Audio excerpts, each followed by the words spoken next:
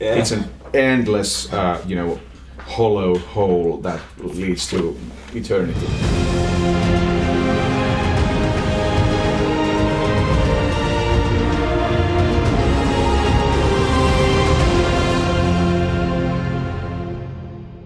But you do like to make your own instruments, like or at least virtual instruments, Yeah. A lot. So Yes, you yeah. have your own things to work with, and, rather than like pre-made sample libraries. Of course, I use those as well, but Sure. but they are more like in a supporting role. I mean, the lead role, you have to always have a Arnold, or you have to have Tom Cruise or somebody like that. You have to have that's something that defines the whole thing, and the supporting roles, they are another thing. But it's I like to think it's handiwork, like some fine arts carpenter or somebody like that makes beautiful things that last in your living room for 40 years without taking a hitch. Yeah. Yeah, so I'd love to think that people would pay more attention to the end products and pay attention to the sound as well. Everybody's polishing graphics and everybody's polishing gameplay, but quite a surprising amount of developers still use ready-built music or catalog music. Yeah, that's a shame. Not to speak of reviewers who review games and like mention like in one sentence, it's also got a cool soundtrack, and you're like, what? That's it.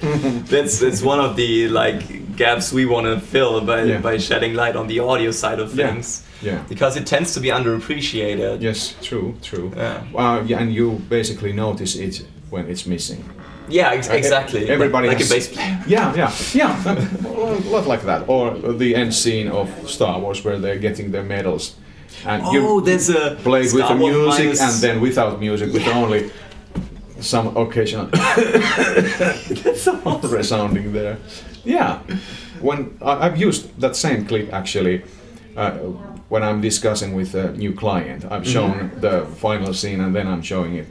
Actually, first showing when it's missing the music and then when it's having the music, and the expression on their faces.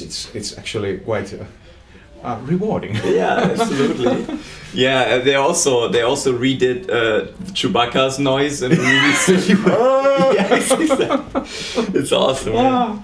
Whoever did that, he's a genius, or she. Yes. So, but you also, I saw in a video on Quantum Break that you have this whole wall of modular sims. Yeah, and that was a small one. It's that now was a even small one? bigger. Yeah. Wow. Unfortunately. So you've kept adding to that over the years because it's modular. Yeah. Yes. It's basically it's divided by how would I say, if I want to do something that resembles an ARP, it's this section and this section is for mode stuff, and it's a little bit like that.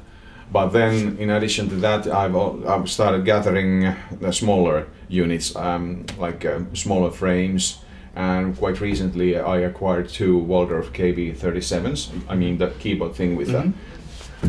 Those are quite lovely.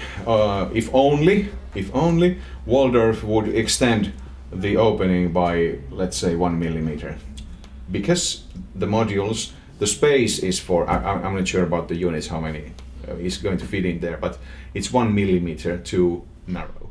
So you have to bend the left side a little bit in order to place the module within the frame and the connecting rail.